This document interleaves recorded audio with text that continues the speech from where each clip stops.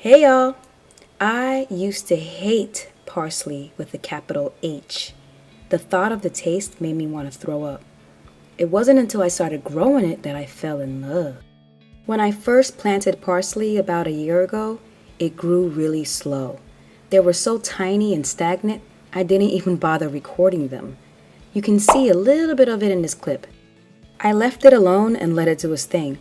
It wasn't until after the weather cooled down a bit that it exploded.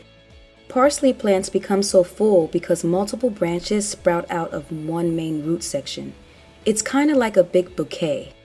The type I have is the flat leaf parsley. The leaves are big and symmetrical. There's nothing random about this herb. It attracts all types of friendly bugs, and overall disease and pest resistant. Parsley repels harmful bugs, but from what I've observed, not in the same way plants like oregano do. If you missed it, below is a link to a video on oregano. Oregano repels harmful bugs mainly from its strong scent, while it seems like parsley repels bugs more from its taste. So they taste it, but don't like it. I would describe parsley's personality as grand, well-rounded, and powerful. As long as you keep the soil from completely drying out and harvest consistently, it's pretty much an independent plant. Before we move on and talk about parsley's great benefits and how to prepare it, I want to address a comment that was posted on the oregano video. I think this is a good opportunity to remind you why I make these types of videos.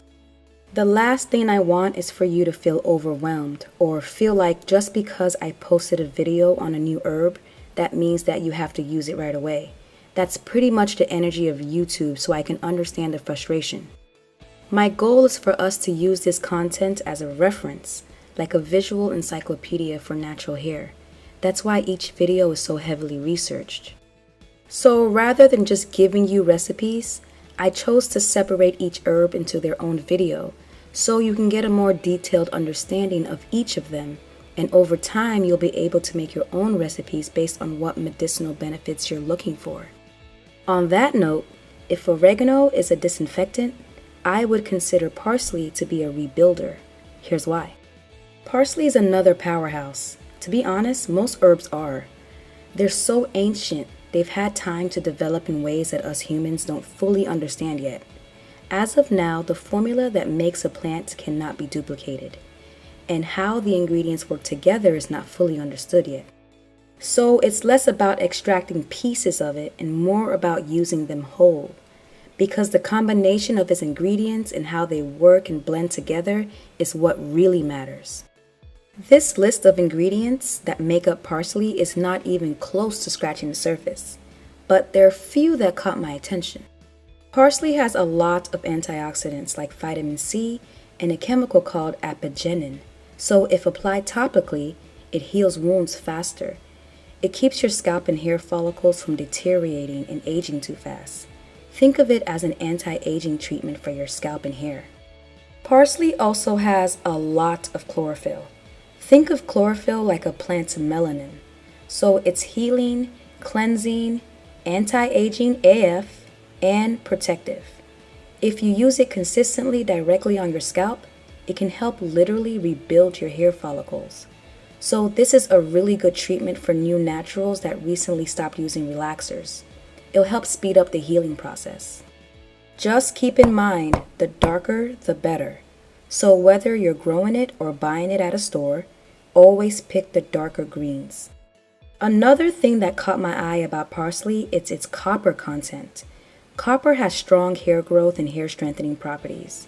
Copper is also a major component in the production of melanin, so it can help enhance and darken your natural hair color. I harvest parsley fresh from my garden, but you can also find fresh parsley in most grocery stores. If you're interested in growing it, the best time to harvest plants is in the morning. That's when the oils are most abundant. Parsley has a high water content compared to herbs like oregano, so it doesn't dry too well. It takes forever to dry and will most likely end up molding, so it's best to use parsley fresh. Here's how I prep it for my hair. Boil a pot of water, then turn off the heat. Then put the parsley in the hot water. Make sure it's fully submerged. Cover the pot and let it sit until the water cools down enough to touch it. For me, it took about an hour for it to cool down. So I usually just use the tea because my hair is dense as hell. So it's almost impossible for me to avoid flakes. But for the video, I'll go ahead and try the paste as well. To make the paste, take the parsley out the pot. The stems create guaranteed flakes, so chop them off and throw them away. Next, we're going to use a blender to mix up the parsley leaves. Add some parsley tea to it so it can blend into a smoother paste. Blend it well. You may have to add more parsley tea little by little until it's the consistency you're looking for. The parsley paste has most of the chlorophyll compared to the tea, so I'm going to make sure to coat my scalp really well with it. Fun fact! You know how taking vitamin C with a supplement helps it absorb better into your body? The same principle applies topically. Adding just a few drops of lime or lemon juice to your water-based herbal treatments will help it absorb into your scalp better and deeper. Here's how I use the treatment. On freshly washed hair, I coated my scalp with the paste and massaged it in. I made sure my scalp was saturated with it. Then I mixed the paste with a conditioner and coated my hair strands with it. I wore a shower cap and let it sit overnight to give it more than enough time to penetrate. After rinsing it out, I coated my hair and scalp with the parsley tea and did not rinse it out. Yup, even though it's called a tea rinse, it's always best not to rinse them out. Just in case you're curious about what I'm doing with my hair in this clip, I'll be posting a video soon on how I stretch my hair without heat. As expected, the parsley paste created a lot of flakes in my dense hair. You can see them clearer on my shirt and on my skin. I'm showing these clips so you can avoid making the same mistake. I plan on doing parsley treatments often for the next few weeks.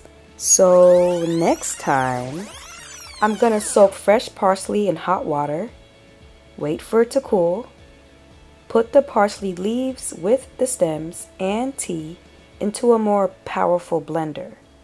Strain out the fibers and use it as parsley juice. Here are a few extra tips. You can also use parsley essential oil. Just make sure to dilute it in a carrier oil. The best way to store fresh parsley is immersed in a cup of water on the kitchen counter. All the benefits mentioned for your hair also applies to your whole body if you eat these herbs. So if you eat oregano regularly, it'll disinfect you internally. And if you eat parsley regularly, it'll help build and strengthen your blood, which is really good if you're anemic. As always, thanks for watching. See you in the next video.